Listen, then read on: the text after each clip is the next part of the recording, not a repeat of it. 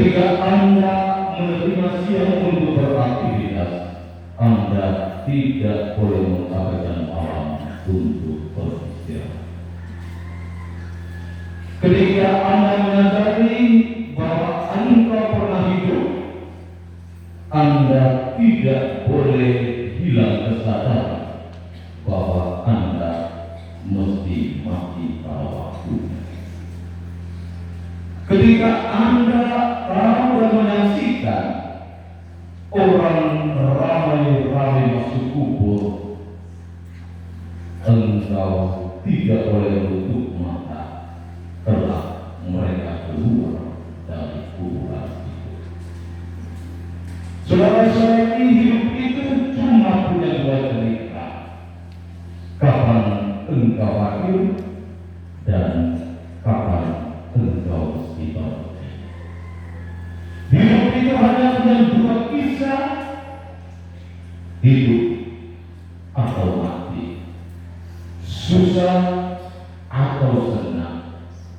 Kedua cerita hidup ini hadir selalu dalam catatan sejarah hidup seorang anak manusia.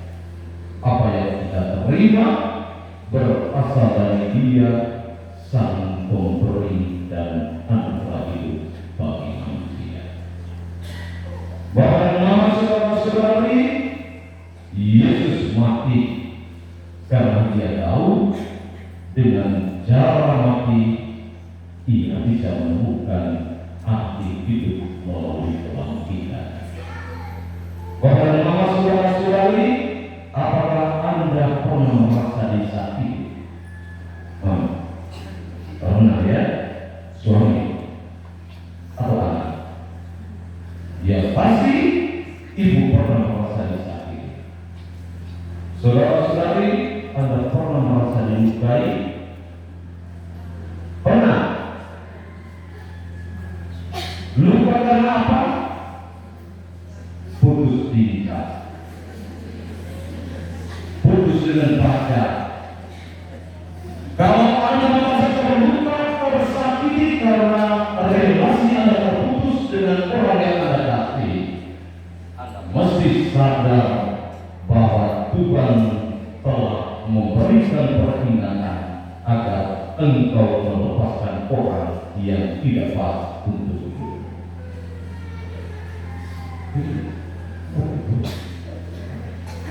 Ketika Anda merasa terluka, Anda tidak boleh menghujat balik kepada orang yang melukai dirimu, karena dengan merasa terluka Allah memperingatkan engkau dan menyadarkan engkau bahwa engkau bisa menjadikan dirimu pulih kembali oleh karena engkau pernah merasa disakiti. Para lama saudara-saudari Tuhan yang terkasih, hari ini kita bersama dengan Yesus merenungkan kisah sengsara perjalanan dan sirah hidupnya menuju Bukit Golgota. Karena dia tahu bahwa di atas Bukit Golgota mengalirlah rahmat tebusan bagi dunia, mengalirlah kehidupan baru yang dianugerahkan kepada setiap orang yang percaya dan beriman Dia sebagai Sang Juru Selamat ilahi. Pada nama saudara dan saudari umat Tuhan yang dikasihi oleh Tuhan, hari ini kita duduk merenungkan kisah sengsara Tuhan. Haruslah selalu dalam cerita dan kisah hidup kita bahwa kita juga tidak boleh menolak apa yang disebut dengan derita dan susah hidup kita. Bahwa mama, saudara dan saudara, ketika Allah menciptakan ruang derita bagimu, Allah itu tahu bahwa di ruang sebelah Dia menciptakan sukacita dan kegembiraan bagimu. Hanya satu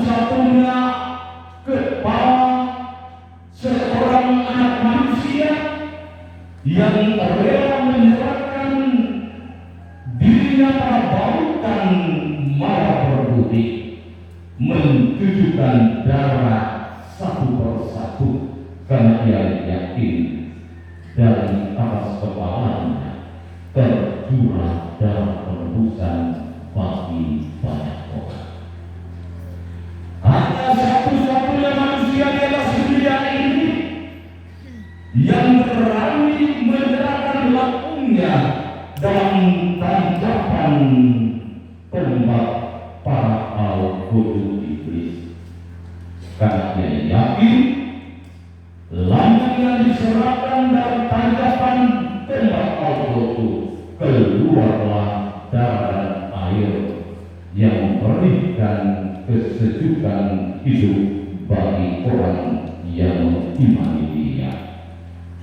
Hanya satu-satunya mulut seorang anak manusia yang tidak pernah membawa sujatan dan maki-makian ketika ia sedang bersiaran menuju Bukit Golgota, karena tahu kebenaran dibungkam, dia akan mencari jalannya sendiri. Hanya satu-satunya baku yang tegak berani untuk memanggil salibnya berjalan menuju Bukit Kalvari, kadang jatuh, kadang melangkah berhati-hati, karena dia tahu korban yang sedang dia tunjukkan ini membawa selamat yang tidak pernah direbut oleh apa dan siapapun. Bapak dan Mama, saudara-saudariku yang terkasih, serahkanlah hatimu menjadikan kebenaran itu merajalela sedang teologia. Karena ketika seorang pemimpin seperti Pilatus bertanya kepada Yesus apa artinya sebuah kebenaran, itu artinya selama masa-masa kepemimpinannya ia bertaburan dalam kepalsuan dan maksiat kejahatan yang membawa sengsara bagi dunia. Karena bagi seorang pemimpin apapun martabatnya, ia mesti mengetahui arti kebenaran yang mesti ia hayati dalam seluruh siara kepemimpinannya. Ketika kita membangkang kebenaran, kita sedang membiarkan ruang terbuka dan subur bertumbuhnya segala bentuk kejahatan. Dan ketika kita membungkam kebenaran yang dibawa oleh Yesus, kita sedang membuka ruang baru kepalsuan bertumbuh subur menghimpit hati kita agar kita mengikuti jalan yang membinasakan. Kepada kita semua, ketika kita hadir untuk merenungkan kisah sengsara Tuhan Yesus, kita mesti kembali untuk melanjutkan siar hidup kita. Kita yakin dari dua cerita yang ditampilkan dalam hidup tidak pernah akan terhindarkan.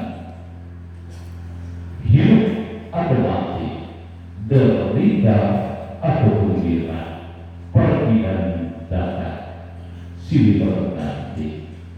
Tetapi yakinlah dalam kesempurnaan dalam hidup, Tuhan menyediakan ruang baru untuk hidupmu. Bertekun dalam doa, beramal dalam kasih, dan satukanlah niat untuk membangun hidupmu. Karena korban yang telah memberikan dengan tulus kepada Tuhan akan menghadirkan sukacita yang menggembirakan hidupmu. Tuhan Yesus dengan korban yang telah diberikan, dengan luka pada badan dan seluruh tubuh, kami yakin Engkau sedang mengajarkan kami bagaimana berkorban dengan ikhlas